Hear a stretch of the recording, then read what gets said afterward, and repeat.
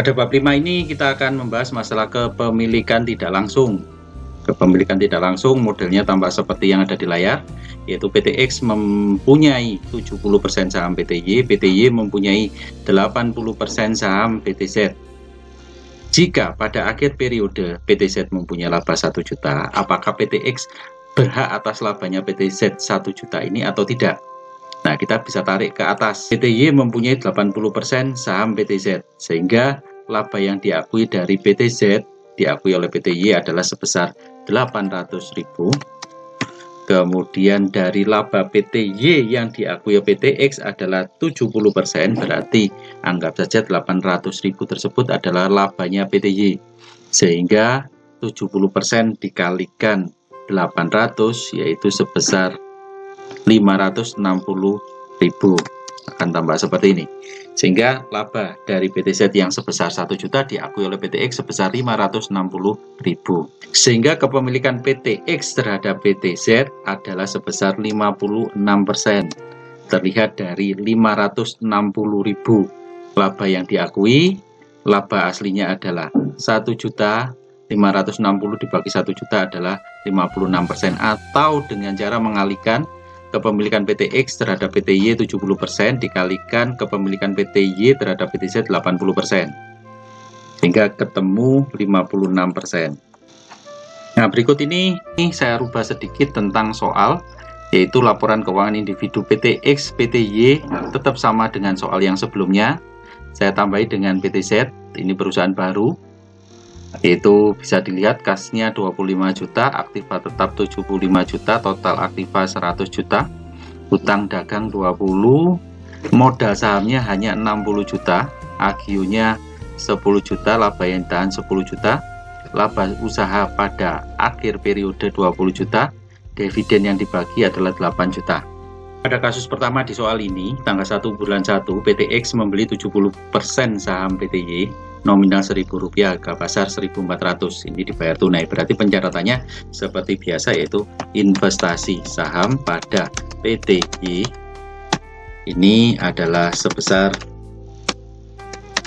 70.000 lembar yang dibeli dikalikan harganya 1.400, sehingga ketemu dalam bentuk nominal adalah sebesar 98 juta. Tambah seperti ini. Kemudian di sisi kreditnya yang berkurang adalah kas. Kasnya berkurang dengan angka yang sama, yaitu 98 juta. Kemudian tanggal 1 bulan 1 ini PTY membeli juga sahamnya PTZ, yaitu 80% saham PTZ, nominal Rp1.000, harga pasar 1.150. Berarti pencatatannya adalah investasi saham pada PTZ ini dicatat sebesar 80% dari 60.000 lembar saham, karena di sini adalah 60 juta dibagi nominal Rp1.000, berarti lembar saham yang beredar adalah 60.000 lembar, dikalikan 80% adalah sebesar 48.000 lembar, dikalikan harganya 1.150, sehingga ketemunya di sini adalah sebesar 55.200. Tampak seperti ini. Kemudian di sisi kreditnya adalah kas sebesar angka yang sama 55.200.000. Tampak seperti ini. Sehingga kepemilikan PTX terhadap PTY adalah 70%, kepemilikan PTY terhadap PTZ adalah 80%. Nah, kalau kita mau lihat sudut pandang kepemilikan PTX terhadap PTZ, di sini tinggal mengalihkan 70% kalikan 80%, sehingga ketemunya adalah 56% dan masih mayoritas saham. Kita lakukan perhitungan nilai investasi dan laba yang ditahan. Saldo awal laba yang ditahan PTX di sini adalah sebesar 50 juta. Kemudian saldo awal laba yang ditahan PTY juga kita buatkan karena dia juga merupakan satu perusahaan induk dari PTZ. Di sini adalah sebesar 20 juta. Cost-nya juga sama 50 juta untuk PTX laba yang ditahan, dan PTY laba yang ditahan awalnya adalah 20 juta. Kemudian tanggal 1 bulan 1 PTX membeli sahamnya PTY sebanyak 70.000 lembar dengan nilai total adalah sebesar 98 juta. Cost-nya juga sama 98 juta. Kemudian tanggal yang sama, tanggal 1 bulan 1 PTY membeli sahamnya PTZ sebanyak 48.000 lembar dengan nilai total adalah sebesar 55.200.000. Di sini 55,2. Sini juga metode cost-nya sama 55,2, sehingga saldo awal investasinya untuk PTX investasinya adalah sebesar 98, laba yang ditahan 50, PTY investasinya adalah 55,2, laba yang ditahan 20. Metode cost juga sama, PTX investasinya 98, laba yang ditahan 50, PTY investasinya 55,2, laba yang tahan 20. Kemudian untuk laba usaha biasanya mulai dari perusahaan induk. Ini kita lebih mudahnya kita mulai dari perusahaan anak, paling anak. Di sini paling anak adalah PTZ. PTZ laba usahanya adalah 20 juta, dimiliki oleh PTY adalah sebesar 80%, sehingga masuk ke PTY metode equity ada 80% dari 20 juta sebesar 16 juta. Laba yang ditahan juga bertambah 16 juta. Metode cost tidak mengakui laba perusahaan anak. Kemudian labanya PTY sendiri adalah sebesar 30 juta, masuk ke laba yang ditahan PTY sendiri 30 juta. Cost-nya juga sama, menambahi 30 juta. Kemudian PTY sebelum membagikan laba ke induknya, di sini kepemilikan induknya adalah 70%. Dia harus menjumlahkan laba totalnya, yaitu laba asli plus laba dari perusahaan anak. Laba dari perusahaan anak di sini dia mendapatkan dari PTZ adalah 16 juta, sehingga total labanya di sini adalah sebesar 46 juta. Sehingga 46 juta ini yang kita kalikan 70% masuk ke PTX. Berarti 70% dari 46 juta adalah 32,2. Laba yang tahannya juga bertambah. Kemudian metode cost tidak mengakui laba perusahaan anak. Kemudian laba PTX sendiri adalah sebesar 50 juta, sehingga kita masukkan ke laba yang ditahan PTX adalah 50 juta. Metode cost juga sama, menambahi laba yang tahan 50 juta, sehingga saldo setelah laba di sini adalah sebesar 130,2. Kemudian laba yang tahan PTX adalah 132,2. PTY investasinya 71,2. Laba yang ditahan PTY adalah 66. Kemudian untuk metode cost investasi di PTX adalah sebesar 98. Laba yang ditahan PTX adalah 100. Kemudian di PTY investasinya adalah 55,2. Kemudian laba yang ditahannya adalah sebesar 50. Berikutnya kita masuk ke dividen. PTX membagikan dividen adalah sebesar 20 juta. Kita masukkan ke laba yang ditahan PTX mengurangi 20 juta. Metode cost juga sama, mengurangi di laba yang ditahan PTX 20 juta. Kemudian PTY membagikan dividen sebesar 10 juta. Kita masukkan di kolom laba yang ditahan PTY minus 10 juta. Metode cost juga sama, minus 10 juta. Kemudian PTY membagikan dividen ke induknya adalah sebesar 70%. 70% dari 10 juta adalah 7. Masuknya ke induknya PTY adalah ke PTX. Berarti masuk di investasi untuk metode equity, yaitu minus 7 juta. Kemudian untuk metode cost menambahi laba yang ditahan di PTX plus 7 juta. Kemudian dividen yang dibagikan oleh PTZ adalah sebesar 8 juta. Kemudian PT Z dimiliki oleh PT Y adalah sebesar 80%. 80% dari 8 juta adalah 6,4. Berarti masuk di kolom PT Y. Investasi untuk metode equity berkurang sebesar 6,4. Kemudian di metode cost menambahi laba yang ditahan PT Y adalah sebesar 6,4. Sehingga saldo akhir investasi untuk metode equity, investasi di miliknya PT X adalah sebesar 123,2. Kemudian laba yang ditahan PT Y adalah 112,2. Kemudian di kolom PT Y, investasinya adalah sebesar 64,8. Kemudian laba yang ditahannya adalah sebesar 56. Sedangkan di metode cost, investasi yang dimiliki oleh PT X adalah sebesar 98 juta. Kemudian laba yang ditahan PT X di sini adalah sebesar 87 juta. Kemudian kolomnya PT Y, investasinya adalah sebesar 55,2. Kemudian laba yang ditahan PT Y adalah 46,4. Akan tampak seperti ini. Kemudian kalau sudah tampak saldo akhir seperti ini, kita bisa mengerjakan kertas kerjanya, baik metode equity maupun metode cost.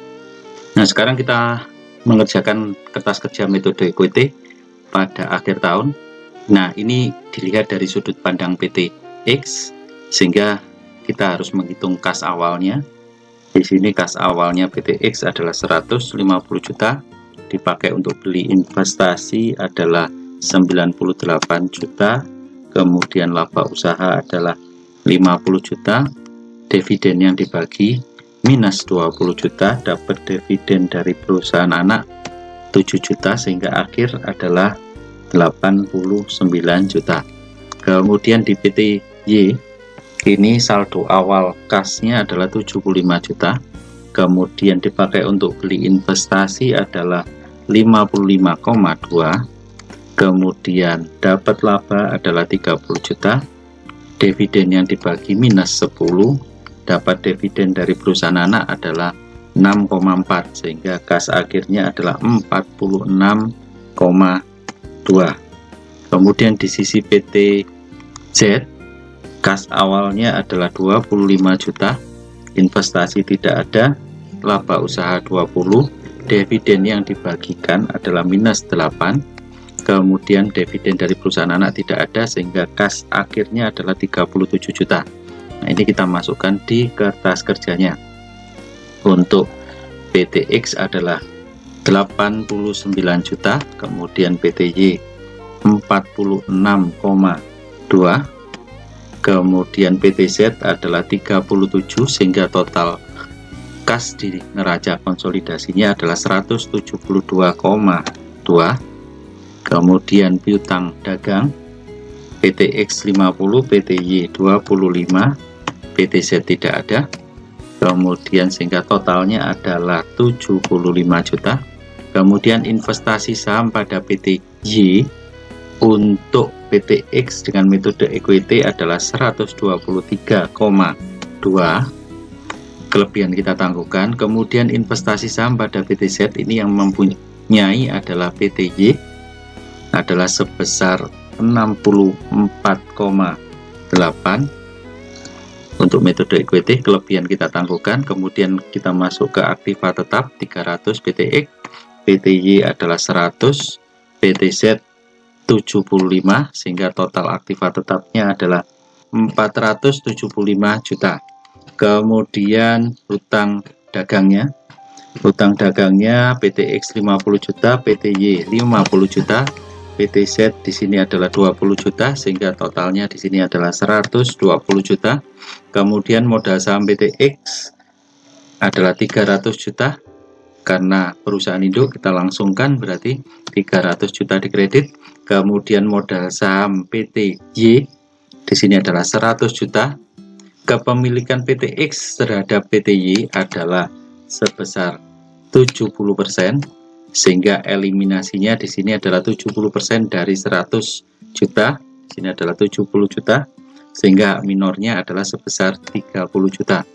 Kemudian modal saham PT Z adalah 60 juta, kepemilikan PT X pada PT Z adalah 56%, sehingga eliminasinya bukan 80% tapi 56% dari 60 juta, yaitu 33,6 juta, sehingga hak minornya adalah sebesar 26,4. Kemudian AGU-nya PT X adalah 100 juta, berarti langsung karena induk 100 juta.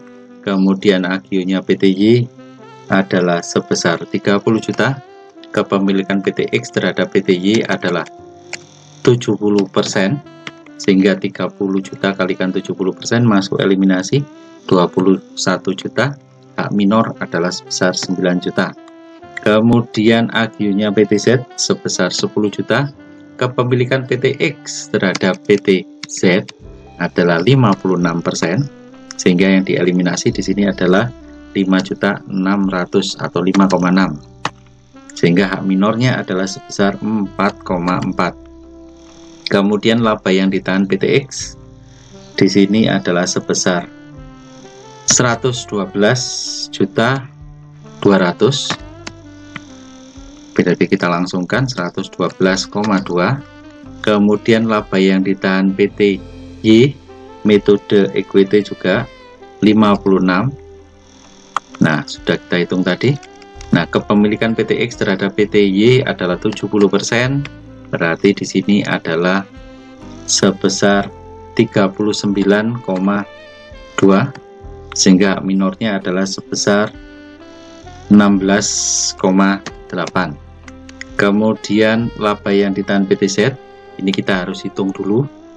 Laba yang ditahan awalnya adalah sebesar 10 juta, kemudian laba usaha 20, dividen yang dibagikan minus 8, kemudian laba yang ditahan akhir berarti sebesar 22 juta.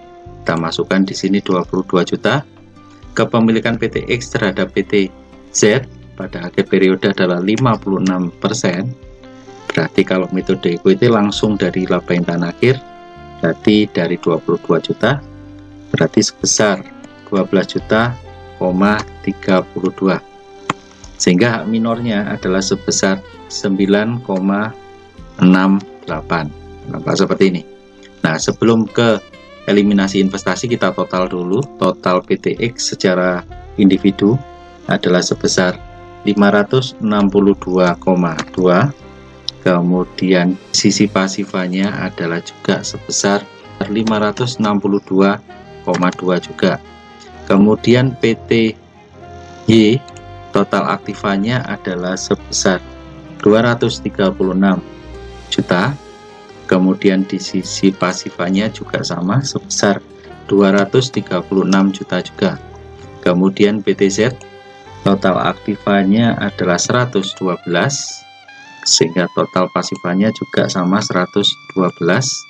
Kemudian kita baru eliminasi investasi. Investasi saham pada PT Y ini yang kuning kita jumlahkan jadi 1, totalnya adalah sebesar 130,2, sehingga lebih besar nilai buku dari harga perolehan saham PT Y. Tempatnya dikredit sebesar 7 juta. Sedangkan untuk saham PT Z kita eliminasi dengan warna yang biru ini. Kita totalnya adalah sebesar 51,52, sehingga lebih besar harga perolehan dari nilai buku. Tempatnya di debit sebesar 13 juta,28. Nampak seperti ini. Kemudian kalau sudah neraca konsolidasinya kita total ke bawah, totalnya adalah 735,48. Kemudian di sisi pasifannya ini totalnya adalah 735,48. Akan tampak seperti ini kertas kerja metode equity. Sedangkan metode cost yang bawah ini metode costnya, silahkan Anda coba kerjakan sendiri.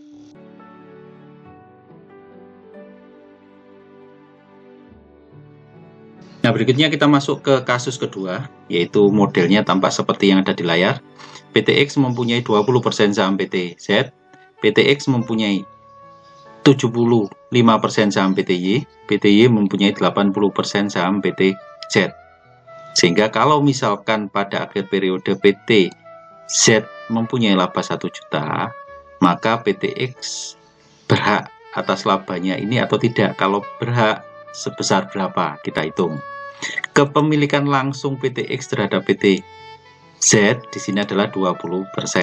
Nah, kepemilikan tidak langsungnya berarti melalui PTY. PTX terhadap PTY 75%. Kita hitung saja, berarti 75% dikalikan kepemilikan PTY terhadap PTZ adalah 80%. Berarti kepemilikan tidak langsungnya adalah sebesar 60%. Sehingga total kepemilikan PTX terhadap PTZ di total keduanya ini adalah sebesar 80%.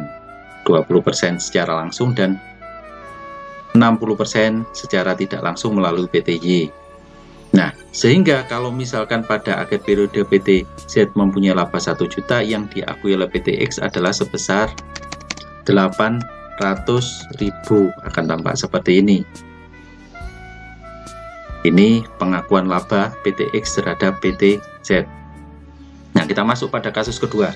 Kasus kedua tanggal 1 bulan 1 PTX membeli 75% saham PTY nominal Rp1.000, harga pasar 1.300. Juga membeli 20% saham PTZ nominal Rp1.000, harga pasar 1.250. Maka pencatatannya pada tanggal ini adalah investasi saham pada PTY ini dicatat sebesar 75.000 lembar dikalikan harganya 1.300, berarti ketemu nominalnya adalah sebesar 97.500, akan tampak seperti ini. Kemudian tanggal yang sama PTX membeli juga sahamnya PTZ, berarti investasi saham pada PTZ ini sebesar, yang dibeli adalah 20% dari 60.000, berarti 12.000 lembar dikalikan harganya adalah 1.250, sehingga ketemu nominalnya adalah sebesar 15 juta. Nampak seperti ini. Sedangkan kas yang dikeluarkan untuk membeli saham keduanya ini adalah sebesar 97.500 tambah 15 adalah 112.500. Tampak seperti ini. Kemudian tanggal yang sama PTY membeli sahamnya PTZ sebanyak 80%. Berarti di sini adalah investasi saham pada PTZ ini adalah 80% kalikan 60.000, berarti adalah 48.000 lembar dikalikan harganya 1.250, sehingga ketemu nominalnya adalah sebesar 60 juta. Kemudian kas yang berkurang adalah sebesar 60 juta juga, akan tampak seperti ini pencatatan investasinya. Kemudian kita masuk ke perhitungan nilai investasi dan laba intan. Dari model ini terdapat dua perusahaan induk, PTX induknya PTY dan PTZ, dan PTY induknya PTZ saja. Sehingga di sini ada dua kolom PTX dan kolom PTY. Nah, kolom PTX mempunyai dua anak, yaitu investasi pada PTY dan investasi pada PTZ. Kolom PTY mempunyai satu anak saja, yaitu investasi pada PTZ. Tampak seperti ini. Metode cost juga sama, kolomnya tampak seperti yang ada di layar ini. Kemudian kita masuk ke perhitungan nilai investasi dan laba yang ditahan di sini, mulai dari saldo awal. Saldo awalnya laba yang ditahan PTX adalah 50 juta. Kemudian laba yang ditahan PTY adalah 20 juta. Cost-nya juga sama, metode cost. Laba intahan awal PT X adalah 50 juta dan laba intahan PT Y adalah sebesar 20 juta. Tanggal 1 bulan 1 PT X membeli sahamnya PT Y sebanyak 75.000 lembar dengan nilai total di sini adalah sebesar 97,5. Metode cost juga sama, 97,5. Kemudian tanggal yang sama 1 bulan 1 PT X membeli sahamnya PT Z sebanyak 12.000 lembar saham dengan nilai total di sini adalah sebesar 15 juta. Metode cost juga sama, investasi pada PT Z 15 juta. Kemudian di kolomnya PT Y sekarang, PT Y membeli sahamnya PT Z sebanyak 48.000 lembar dengan nilai total adalah sebesar 60 juta. Metode cost di kolom investasi PT Y miliknya PT Y adalah sama 60 juta. Sehingga saldo awalnya di sini adalah sebesar 97,5, kemudian 15, 50 untuk laba intahan PT X. Kemudian di kolomnya PT Y equity, investasi awalnya adalah 60 juta, kemudian laba intahan 20. Kemudian di kolom metode cost, investasinya miliknya PT X pada PT Y adalah 97,5. Kemudian pada PT Z 15, laba intahannya 50. Kolomnya PT Y, investasi pada PT Z adalah 60. Laba intahannya sebesar 20. Kemudian laba usaha. Laba usaha kalau pemilikan bertingkat, ini lebih mudah diambilkan dari yang paling bawah, yaitu dari PT Z di sini. Laba usahanya PT Z adalah sebesar 20 juta. Dimiliki oleh dua perusahaan, oleh PT X sebesar 20% dan oleh PT Y sebesar 80%. Sehingga kita mulai dari PT X 20%. 20% masuk kolomnya PT X di equity. 20% dari 20 juta adalah sebesar 4 juta. Laba intahan juga bertambah di PT X 4 juta, sedangkan metode cost tidak mengakui laba perusahaan anak. 80% dimiliki oleh PT Y, berarti masuk ke kolomnya PT Y investasi, yaitu 80% kalikan 20 juta, yaitu sebesar 16 juta. Laba intahan juga bertambah sebesar 16 juta, sedangkan metode cost tidak mengakui laba perusahaan anak. Berikutnya kita masuk ke laba usahanya PT Y. Laba usahanya PT Y di sini adalah sebesar 30 juta. 30 jutanya dulu total masuk ke laba yang ditahan PT Y sendiri, yaitu bertambah sebesar 30 juta. Cost juga sama, bertambah sebesar 30 juta. Kemudian PT Y sebelum membagikan laba ke induknya harus menambahkan laba dari anaknya. Dia mendapatkan laba dari anak perusahaannya dari PT Z adalah sebesar 16 juta. Sehingga total labanya adalah sebesar 46 juta.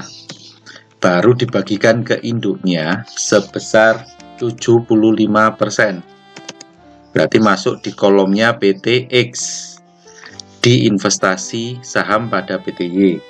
Berarti 75% dari 46 juta adalah sebesar 34,5. Laba yang ditahan juga sama, bertambah sebesar 34,5. Sedangkan metode cost tidak mengakui laba perusahaan anak.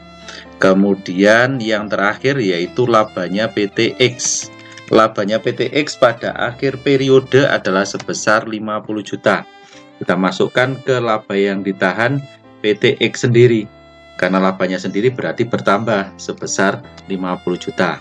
Kemudian di metode cost laba yang ditahan PT X juga sama, bertambah sebesar 50 juta. Sehingga saldo setelah laba untuk kolomnya PT X investasi saham pada PT Y itu saldo setelah laba adalah sebesar 132 juta. Kemudian investasi saham pada PT Z itu adalah sebesar 19 juta. Kemudian laba yang ditahannya PT X adalah sebesar 138,5. Kemudian di kolomnya PT Y investasi saham pada PT Z ini adalah sebesar 76. kemudian laba yang ditahan PTY adalah sebesar 66. Di metode cost, kolomnya PTX, investasi saham pada PTY tetap tidak berubah, yaitu 97,5. Kemudian investasi saham pada PTZ tetap 15 juta. Kemudian laba yang ditahan 100. Kemudian di kolomnya PTY, investasi saham pada PTZ itu adalah sebesar 60 juta. Kemudian laba yang ditahannya adalah sebesar 50 juta. Kemudian kita masuk ke dividennya.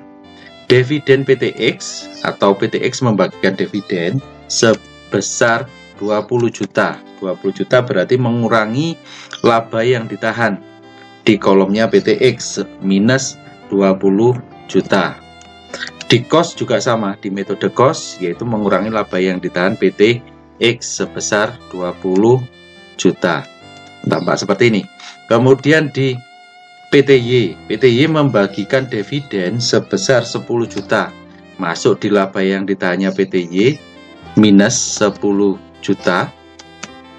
Kemudian di metode cost juga minus sebesar 10 juta. Kemudian PTY membagikan dividen ke induknya, yaitu ke PTX induknya, sebesar 75%. 75% dari 10 juta 7,5. 7,5 ini masuk di kolomnya PTX. Kalau di metode equity berarti mengurangi investasinya. Berarti investasi saham pada PTY di minus sebesar 7,5. Sedangkan di metode cost akan menambahi laba yang ditahan PTX. Berarti plus di sini 7,5. Kemudian kita masuk ke dividen yang dibagikan oleh PTZ. Dividen yang dibagikan oleh PTZ di sini adalah sebesar 8 juta. Karena tidak ada kolom PTZ, maka langsung ke induknya. Dimiliki oleh dua perusahaan, yaitu yang pertama PTX sebesar 20%, kemudian PTY sebesar 80%. Yang 20% dulu. 20% akhirnya masuk ke PTX, akan mengurangi investasinya. Berarti investasi saham pada PTZ berarti akan berkurang sebesar 20% dari 8 juta adalah 1,6. Kemudian di laba yang ditahan PTX di metode cost akan bertambah sebesar 1,6. Berikutnya yang 80%. 80% masuk di kolomnya PTY. Berarti investasi saham pada PTZ ini di kolomnya PTY akan berkurang 80% dari 8 juta, berarti sebesar minus 6,4. Sedangkan di metode cost akan menambahi laba yang ditahan PTY sebesar 6,4, sehingga saldo akhir akan tampak seperti yang ada di bawah ini. Yaitu untuk metode equity, investasi saham pada PTY dimiliki oleh PTX adalah sebesar 124,5. Kemudian investasi saham pada PTZ yang dimiliki PTX sebesar 17,4. Kemudian laba yang ditahan PTX sendiri adalah sebesar 118,5. Kemudian di kolomnya PTY, metode equity, investasi saham pada PTZ ini adalah sebesar 69,6. Kemudian laba yang ditahan PTY itu adalah sebesar 56 juta. Kemudian sekarang di metode cost. Metode cost di kolomnya PTX, investasi saham pada PTY tidak mengalami perubahan, yaitu 97,5. Kemudian investasi saham pada PTZ di kolomnya PTX tetap juga sebesar 15 juta. Laba yang ditahan PTX adalah sebesar 89,1. Di kolomnya PTY, investasi saham pada PTZ itu adalah 60 juta. Kemudian laba yang ditahan PTY adalah sebesar 46,4. Akan tampak seperti ini. Sehingga kita bisa menyusun neraca konsolidasinya sesuai dengan metode yang ada. Kalau equity ya diambilkan dari kolomnya equity. Kalau metode cost ya diambilkan dari kolomnya metode cost. Karena tadi sudah kita kerjakan dengan metode equity, maka untuk kasus kedua ini saya akan mengerjakan dengan metode cost. Sehingga metode equity Anda bisa mengerjakan sendiri. Nah, untuk metode cost kita mulai dari kas. Kasnya PTX awalnya adalah sebesar 150 juta, kemudian dipakai untuk beli investasi dari dua investasi ke PTY dan PTZ. Totalnya adalah sebesar 112,5. Kemudian laba usahanya plus 50 juta. Dividen yang dibagikan minus 20 juta. Kemudian dividen dari perusahaan anak ada dua dividen, yaitu dari PTY dan dari PTZ. Totalnya adalah 9,1, sehingga kas akhir adalah 76,6. Kemudian kasnya PTY. Kasnya PTY awalnya adalah 75 juta, kemudian dipakai untuk beli investasi sebesar 60 juta. Laba usaha 30 juta, dividen yang dibagikan minus 10 juta, dapat dividen dari perusahaan anak adalah 6,4, sehingga kas akhirnya adalah 41,4. Kemudian sekalian kasnya PTZ. Kasnya PTZ awalnya adalah 25 juta, investasi tidak ada, laba usaha 20 juta, dividen yang dibagikan minus 8 juta, dividen perusahaan anak tidak ada, sehingga kas akhirnya adalah 37 juta. Nah, ini kita masukkan di kertas kerjanya. Sehingga di neraca konsolidasinya kita bisa menjumlahkan menjadi satu, sehingga totalnya adalah sebesar 155 juta. Kemudian piutang dagang ini adalah 50 juta, PTY 25 juta, PTZ tidak ada atau 0, sehingga totalnya adalah 75 juta. Investasi saham pada PTY metode cost itu adalah sebesar 97,5. Kemudian kelebihan kita tangguhkan, investasi saham pada PTZ dimiliki oleh dua perusahaan, yaitu PTX dan PTY. Dua-duanya kita masukkan. Yang dimiliki oleh PTX adalah sebesar 15 juta, yang dimiliki oleh PTY adalah sebesar 60 juta. Kelebihan kita tangguhkan. Ke aktiva tetap, aktiva tetapnya PTX adalah 300, aktiva tetap PTY adalah 100, dan aktiva tetap PTZ adalah 75 juta, sehingga totalnya adalah sebesar 475 juta. Kemudian hutang dagangnya, hutang dagang PTX adalah sebesar 50 juta, PTY 50 juta, dan PTZ adalah 20 juta, sehingga total hutang dagang adalah 120 juta. Kemudian modal saham PTX adalah 300 juta. Kita langsungkan karena mayoritas 300 juta dikredit. Kemudian modal saham PTY adalah 100 juta. Kepemilikan PTX terhadap PTY adalah 75%, sehingga eliminasinya adalah sebesar 75 juta. Sehingga hak minornya hanya sebesar 25 juta. Kemudian modal saham PTZ adalah sebesar 60 juta. Kepemilikan PTX terhadap PTZ totalnya adalah 80%, sehingga 60 juta kalikan 80% untuk eliminasinya adalah sebesar 48 juta, sehingga hak minor adalah sebesar 12 juta. Kemudian kita masuk AGIO PTX. AGIO PTX adalah 100 juta, karena mayoritas kita masukkan langsung di kredit 100 juta. Kemudian AGIO PTY adalah 30 juta. Kepemilikan PTX terhadap PTY adalah 75%.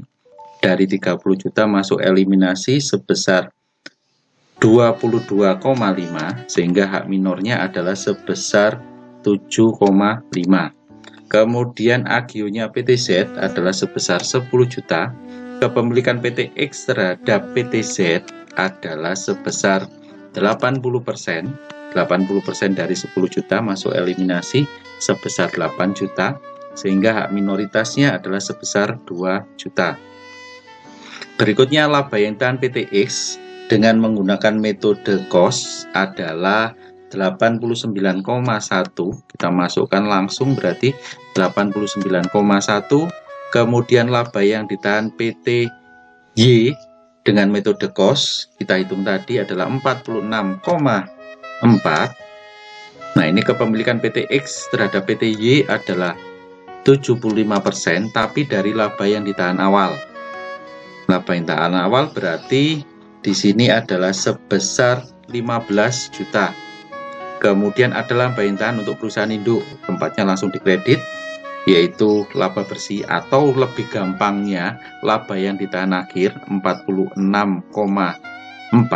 dikurangi laba yang ditahan awal 20 juta dikalikan prosentase kepemilikan 75%. Berarti lebih gampangnya akhir kurangi awal kalikan prosentase, berarti ketemunya adalah sebesar 19,8, sehingga hak minornya adalah 46,4 dikurangi 15 dikurangi 19,8, sehingga ketemunya adalah 11,6. Berikutnya, laba yang ditahan PTZ, kita juga harus menghitung laba yang ditahan PTZ. Dan PTZ awalnya adalah sebesar 10 juta, investasi tidak ada, laba usaha 20, dan dividen yang dibagikan adalah sebesar 8. Dividen perusahaan anak tidak ada, sehingga laba yang ditahan akhirnya adalah 22 juta. Kita masukkan di sini 22 juta. Kemudian eliminasi adalah sebesar 80% dari laba yang ditahan awal. Laba yang ditahan awalnya adalah 10 juta, berarti di sini adalah sebesar 8 juta.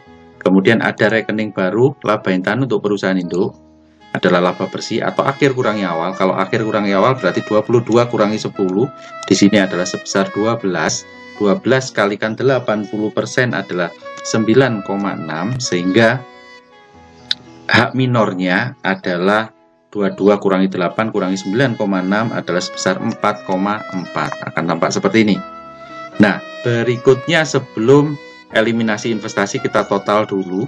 Total debit untuk neraca individu PT X di sini adalah sebesar 539,1. Kemudian total kreditnya PT X juga sama 539,1. Kemudian di PT Y total aktifanya 226,4. Kemudian di pasifanya juga sama 226,4. Berikutnya di PTZ. Di PTZ total aktifanya adalah 112. Kemudian total pasifanya juga sama 112. Kemudian kita baru masuk ke eliminasi investasi. Yang pertama, investasi saham pada PT Y. Nah, ini kita jumlahkan jadi satu, yaitu 75 juta ditambahi 22,5 ditambahi 15, berarti ketemunya adalah 112,5, sehingga lebih besar nilai buku dari harga perolehan dikredit sebesar 15 juta. Kemudian untuk investasi saham pada PT Z, ini kita total berarti 48 ditambahi 8 ditambahi 8 lagi, sehingga ketemunya adalah 64. Berarti kalau ini kita total jadi 175 dibandingkan dengan 64, lebih besar harga perolehan, tempatnya di debit sebesar 11 juta. Baru kita hitung neraca konsolidasinya. Saldo akhirnya adalah 716 juta, dikredit juga sama 716 juta. Akan tampak seperti ini untuk neraca konsolidasi metode cost. Sedangkan metode equity yang awal tadi silahkan Anda coba kerjakan sendiri.